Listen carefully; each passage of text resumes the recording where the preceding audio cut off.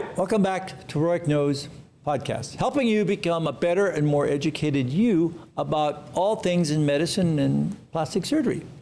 So let's talk about the ethnic rhinoplasty. Now, what is an ethnic rhinoplasty? You know, I hear that all the time, and you know, for years and years we would go and talk about different types of rhinoplasties, but today, you know, what truly is an ethnic rhinoplasty? Because everybody is of some ethnicity, and especially in the U.S., I mean, it's really heterogeneous. And you know, there's been things about what color is black. I mean, there's really it's like saying, what color is Caucasian? There's really all different variations of it. There's so many variations on rhinoplasty. And I think, you know, the rationale is that obviously it's increasing popularity and, you know, blending into the culture, and then nasal refinement without loss of ethnicity. And I really want to emphasize that. The key is not changing somebody's ethnicity.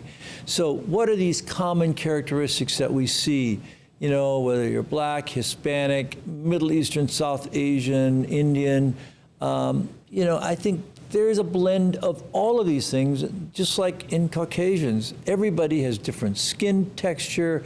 I think the things you see in some different ethnic groups are, you know, the framework is much weaker and that the skin is thicker. And I think those are always common characteristics.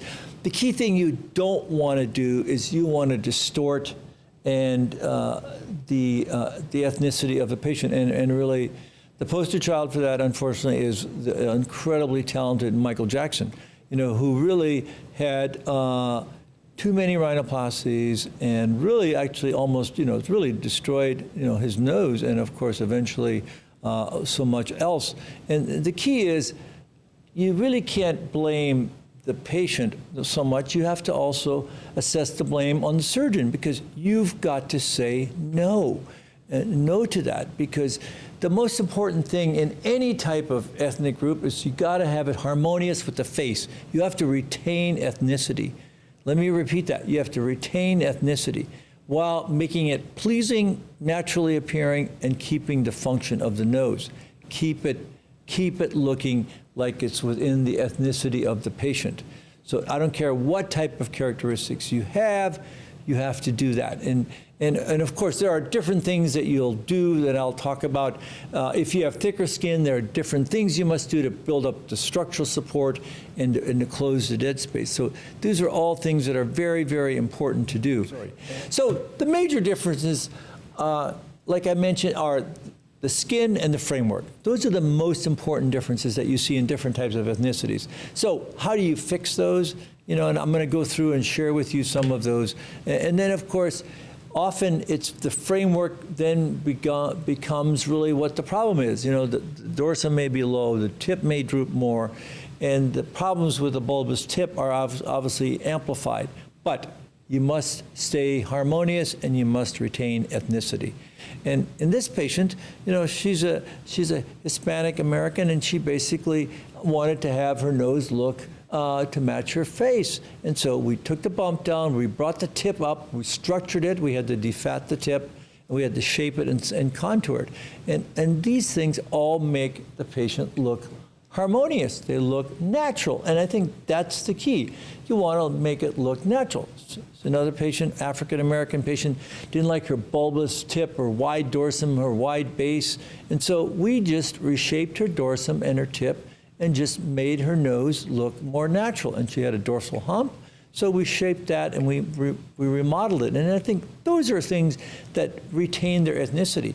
So actually, ethnic rhinoplasties, or rhinoplasties that are different, require incredible mastery of rhinoplasty principles, because you have to be able to amplify the underlying structural framework, whether it's the dorsum, like in this case, a septal extension graft, which really helps to amplify and shape the nose and the tip. That's very, very powerful.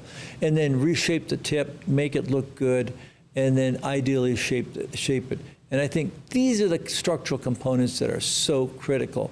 So reshaping the dorsum, giving you a very, very defined nose. So here's an example of a patient that has very thick skin, of a weak framework, and she has some really incredible challenges to her nose, but she's got a beautiful face. So we did all these things. We restored the dorsum. We took the dorsum down. We reshaped it. We actually closed all the dead space. We actually reshaped the whole inside of the nose and reshaped the tip and really closed all the dead space in this area and really gave her a nice structural appearance. And doing all these principles, which are very complicated things to do in rhinoplasty, you can get a very nice result. And here she is at 2.5 years. Her shape and contour is beautiful. Her dorsum is beautiful. Her nose now is harmonious with her eyes and her face and her lips. And that's really what you want, that kind of shaping and contouring. And so you can see that kind of shape and contour in this patient that has thicker skin. And so here's another patient that's got also a lot of thick skin.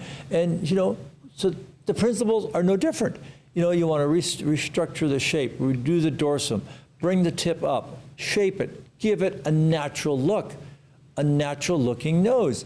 That's what you want. And so it really, another powerful example of a patient that really didn't like her hook nose, her dorsal hump, her inadequate tip projection. She had a beautiful face. She just wanted to make her nose match her face. So, and then here's another example of a patient that has a very long nose and a dorsal hump, and she just wanted to shape her nose. And that's really very powerful. And you can give her a straight looking nose. And again, really reshaping it. Here's a patient that has a dorsal hump and has a long nose, and we actually reshaped her dorsum, gave her a dorsal shaping and contouring, and really made her look natural and normal. Another patient, African American, wide nose, dorsal hump, again, using these principles, retain ethnicity, keep the nose harmonious with the face.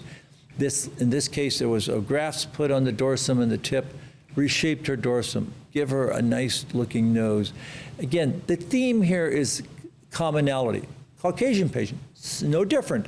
Reshaped the dorsum. She had a deviated dorsum, a dorsal hump, bulbous tip.